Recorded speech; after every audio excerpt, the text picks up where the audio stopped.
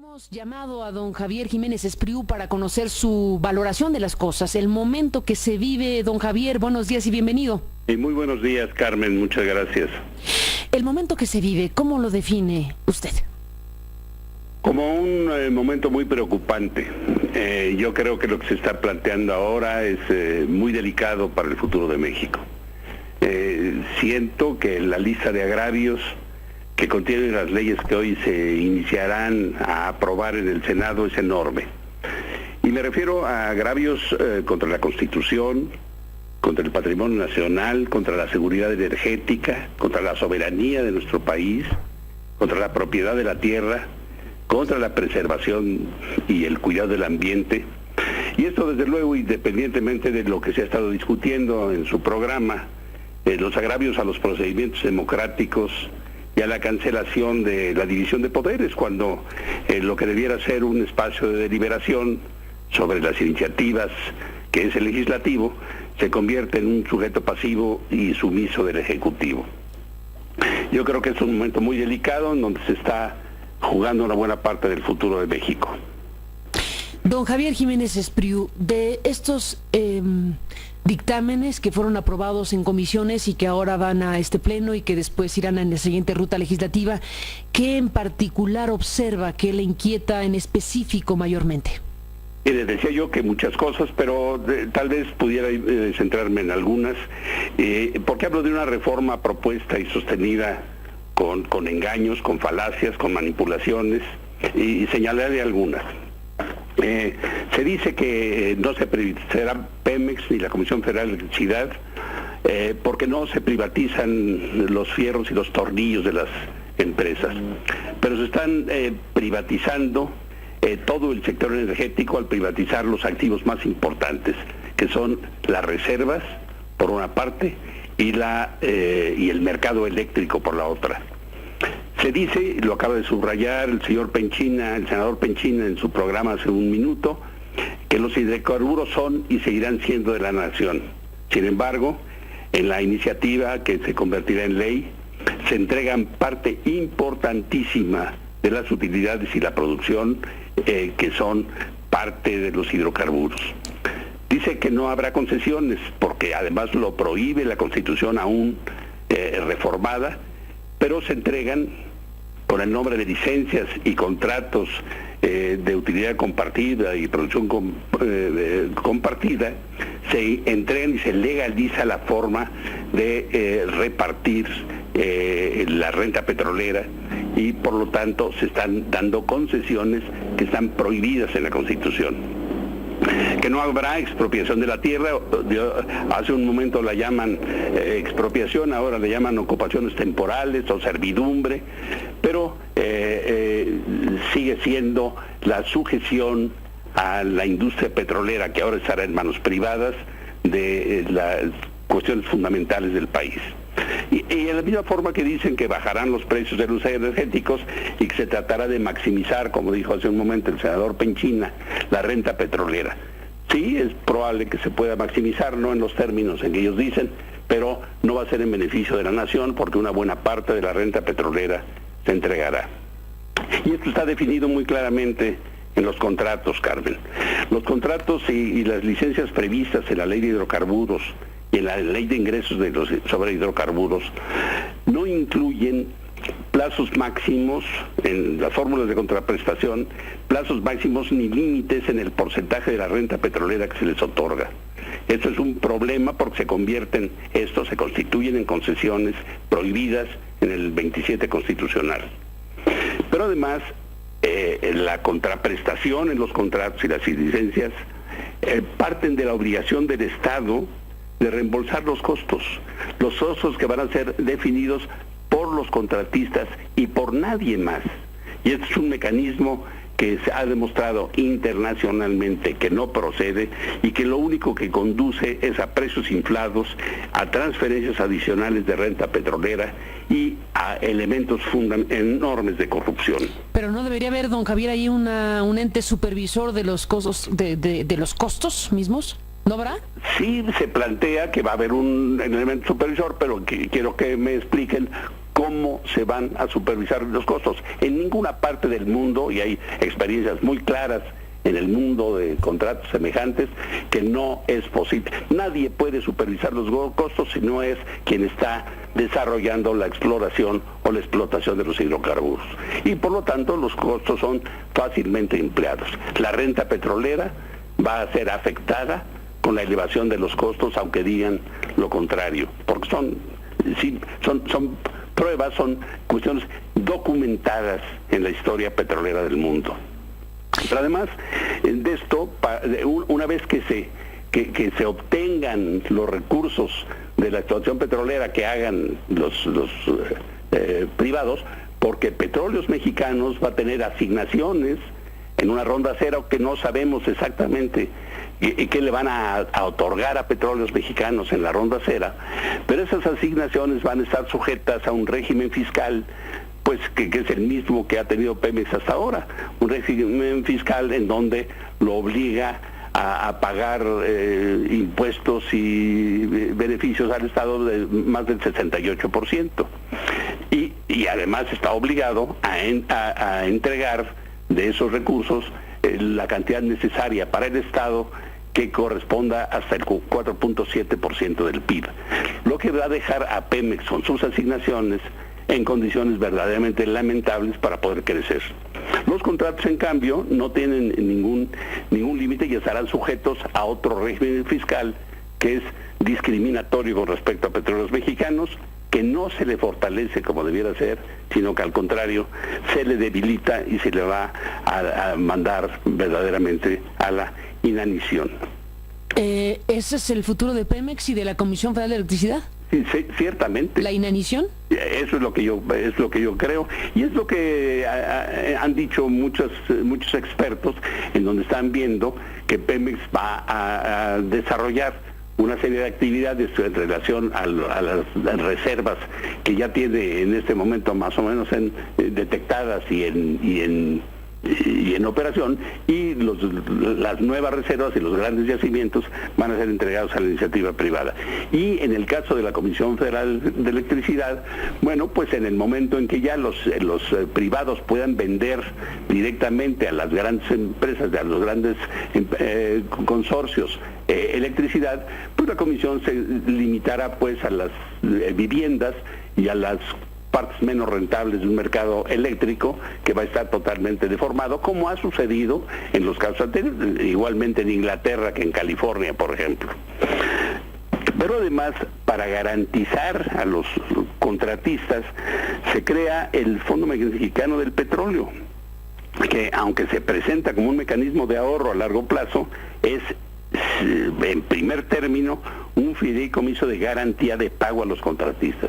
Lo primero que el Fondo del Petróleo tiene que hacer es pagar a los contratistas, y para ello utilizar los flujos de todos los contratos e inclusive de las asignaciones de Petróleos Mexicanos. Hay muchas cosas más. Se establece, por ejemplo, en las iniciativas, que serán leyes en unos días más, que el Estado mexicano podrá tener un comercializador para los hidrocarburos del Estado. O sea, quedará pronto en manos privadas, además de la infraestructura petrolera, los canales de comercialización. Van a ir a vender nuestro petróleo al exterior gentes privadas. ¿No el Estado mexicano? No, el Estado mexicano en un primer tiempo, pero después está establecido en las leyes que se licitará para que comercializadores privados puedan vender nuestro petróleo. Una incongruencia verdaderamente lamentable. ¿Aún lo que produzca Pemex? ¿Vale? ¿Aún lo que produzca Pemex? Aún lo que produzca Pemex, sí. Esto implica riesgos enormes para, no solo de política energética, sino de política económica y monetaria, ¿no? Don Javier Jiménez Espriu, está el componente fiscal, por supuesto. ¿Qué observa, ingeniero, sobre lo que va a suceder con las finanzas públicas? Que bueno, una vez que sabemos que están soportadas en un 37% más o menos las finanzas públicas en lo que Pemex entrega fiscalmente, con este rediseño, con esta reforma radical, ¿qué vislumbra usted para las finanzas públicas mexicanas en el en el corto, mediano y largo plazo? Bueno, mire, yo veo un conflicto importante. En este momento, las finanzas nacionales se nutren con el total de la renta petrolera, independientemente de los problemas de corrupción y de disminución de una renta por otros mecanismos. Pero toda la renta petrolera es para el Estado mexicano. Ahora que se va a distribuir la renta petrolera, en la consideración de que se mantuviese la misma explotación petrolera, la misma cantidad de petróleo, pues disminuiría necesariamente la renta. Aquí la pretensión del Estado mexicano es que se incremente la renta petrolera para que, aun cuando haya una distribución de utilidades y de petróleo con los privados, y siga habiendo los recursos suficientes para ese punto, 4.7% del PIB, que permita atender las necesidades del Estado. ¿Qué significa esto? Que lo que se pretende es incrementar hasta donde sea necesario la explotación petrolera, lo que va en contra de muchas cosas, entre otras la seguridad energética del país. Obviamente las empresas petroleras vendrán a tratar de extraer lo más posible, porque de ello dependerán sus utilidades y sus rendimientos. Entonces estamos cancelando el proyecto de seguridad energética en beneficio de una situación recaudatoria para atender las necesidades de la hacienda pública y, por otro lado, para atender los compromisos de reparto de utilidades de renta petrolera con las empresas privadas que vengan a trabajar en la exploración y la explotación. Por lo tanto, y además vamos a producir más energéticos que vamos a quemar atentatoriamente contra lo que se plantea del cuidado del ambiente, ¿no? Mismo que está además golpeado porque se está planteando también, por otra parte, una agencia de seguridad industrial en donde están trastocando en la propia agencia las leyes de preservación del ambiente que corresponden a otras instancias del Ejecutivo, porque ellos van a dar los permisos de regulación ambiental que va a tener la industria petrolera. Pero además hay otras muchas cosas muy delicadas, ¿no? La información geológica, por ejemplo, de nuestros recursos de hidrocarburos, se van a pedir también a los privados y tienen autorización de comercialización de la información que obtengan. Hay disposiciones sobre el contenido nacional que se aplica a nivel industrial y no a nivel de contrato, que son muy lamentables. Está este procedimiento de ocupación territorial, pues que va en contra de toda razón de Estado, ¿no? Cuando va a ser en beneficio de entes privadas para la explotación de los recursos. En fin, ya no digamos que ya no hablemos de la corriente hacia abajo, de la refinación adelante, que se abre totalmente y se pretende que se controle porque Petróleos Mexicanos no tendrá recursos suficientes para ampliar sus capacidades. Yo siento que con esta política petrolera de maximización de utilidades que se declara con toda claridad, pues vamos a tener una sobreexplotación de nuestros recursos de hidrocarburos, que son recursos lamentablemente no renovables, que vamos a disminuir a Petróleos Mexicanos en lugar de haberla fortalecido antes de entrar en cualquier competencia, como hizo por ejemplo Statoil en Noruega, y que vamos a entregar contratos que son concesiones disfrazadas al beneficio de la iniciativa privada. Déjeme, ingeniero Javier Jiménez Espriu, hacer una pequeña pausa y regresamos en esta conversación. Le dejo ahí esta idea, sí, cómo no. A contrapelo de lo que dice. A ver, aquí dicen los que promueven la reforma, no había manera de no hacer algo frente a una nueva dinámica energética mundial, se van a generar empleos, habrá inversiones masivamente, bajarán los precios. Regresamos con usted, a ver qué dice. Sí, gracias.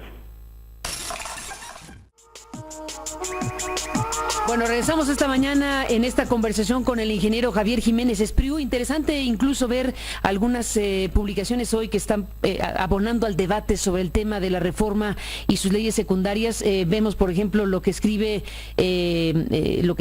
Rabindranath Salazar Solorio, que es senador por el PRD, en contraste con algunas posturas de defensa de la reforma energética, o lo que escribe, por ejemplo, Jesús Reyes Heroles, ahí mismo, el exdirector de Pemex, que hace un análisis de las leyes secundarias y dice: Pemex, rehén de dogmatismos y desconfianzas, y pone ahí varios ángulos que vale mucho la pena leer también en esto que está haciendo la discusión abierta en algunos medios de comunicación, que desde luego pues están los medios de comunicación atrapados en varias lógicas informativas. Hay cosas de mucha potencia noticiosa que se han desarrollado en las últimas horas, como el caso de Mamá Rosa, por ejemplo, que es una historia pues impresionante y que desde luego no se puede no ver, pero es un momento en donde la atención de la sociedad y la disputa por los minutos de los medios, pues desde luego está en muchas pistas. Regresamos, don Javier Jiménez Espriu, en esta conversación a contrapelo de lo que nos acaba de decir. ¿Qué dice un hombre como usted frente a lo que los defensores de la reforma plantean? No había manera de no hacer algo con Petróleos Mexicanos, con la Comisión Federal de Electricidad. Hay una nueva dinámica internacional en materia energética. México está absolutamente rezagado. México no podía continuar con una lógica de Estado monopólica con Petróleos Mexicanos y la Comisión. Se van a generar empleos, va a haber inversión nacional y extranjera masiva, van a bajar los precios. ¿Qué dice don Javier Jiménez Espriu de todo esto? Mire, yo creo que sí había que hacer algo en relación con nuestra industria de hidrocarburos y con nuestra industria energética en general. Desde luego que Petróleos Mexicanos o la Comisión Federal de Electricidad adolecen de enormes problemas, tienen muchos vicios y han hecho una actividad que no es la más conveniente y la más eficiente. Pero la reforma, en términos generales, que debiera haberse hecho, no necesariamente es la que nos están proponiendo. Se trata, pues, de hacer eficiente una industria energética, pero no en beneficio de otras entes, sino de la nación. Y en este caso lo que se está planteando es explotar más nuestros recursos, hacer más eficiente la exploración y la explotación de los recursos, pero para beneficiar a las empresas extranjeras, a las empresas privadas. Las disposiciones constitucionales que se pretenden no regulan adecuadamente los contratos y dejan a la total discrecionalidad del Ejecutivo y de sus organismos los criterios de asignación de estos contratos. Hemos hablado durante mucho tiempo de que uno de los graves problemas de Petróleos Mexicanos es la corrupción. Y la corrupción plantea desde el punto de vista de las cuestiones laborales, del sindicato, pero también de los contratos y de los contratistas. Bueno, hay ejemplos que han cubierto las páginas de los periódicos y los noticieros muy claras, en donde hay un gravísimo contubernio entre empresarios públicos, entre empresarios y servidores públicos, en detrimento de las finanzas nacionales, y todo esto habría que arreglarlo. Hemos tenido pues también reuniones y discusiones con quienes han recorrido estos caminos, digamos los brasileños o los noruegos o los venezolanos o los ecuatorianos, y estamos cayendo en lo que nos dicen que cayeron y que están recuperando, y no hemos hecho caso de las experiencias favorables, como por ejemplo las de Statoil de Noruega. Dicen, bueno, lo primero que hay que hacer es fortalecer a la industria nacional y después partir a competir, y para fortalecer la industria nacional, a la empresa nacional, no se necesita compartir la renta petrolera. hay que ir con los tecnólogos, que no son justamente los petroleros los que tienen la tecnología, y acordar con ellos la transferencia de tecnología y la capacitación de la gente, y con una empresa nacional fortalecida, podemos pensar en la competencia, pero no podemos pensar en la competencia con una empresa nacional que tiene aún problemas serios y que se le restringe, que se le limita, que se le ata, como está planteado en las iniciativas. Yo creo que sí era necesario, sí es necesaria una importante reforma a nuestro sector energético, pero no es la que nos están ofreciendo las leyes que hoy se discuten. Y eso de que van a bajar los precios y que va a ser todo jauja, pues eso yo no diría que está por verse, sino que está por no verse.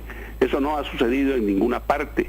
Los mercados eléctricos, cuando se han abierto en mejores condiciones que el que se está abriendo en nuestro caso, han sido un fracaso y no han sido en beneficio de los usuarios de la electricidad, sino en beneficio de las empresas que participan. Y lo mismo sucedió con Enron en California, que con las empresas que organizaban la energía en Inglaterra.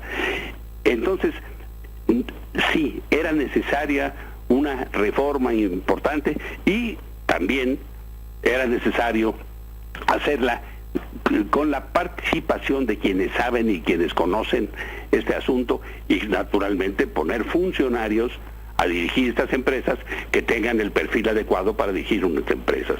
No convertir en CEO al director de Petróleos Mexicanos y que sea también un amigo de la familia gobernante, sino que sea gentes que tengan los perfiles adecuados, porque estamos dando a los funcionarios públicos un cheque en blanco, una carta abierta o una patente de corso para tomar todas las decisiones de un sector delicadísimo del que depende el desarrollo nacional, y que han demostrado fehacientemente su incompetencia y su incapacidad.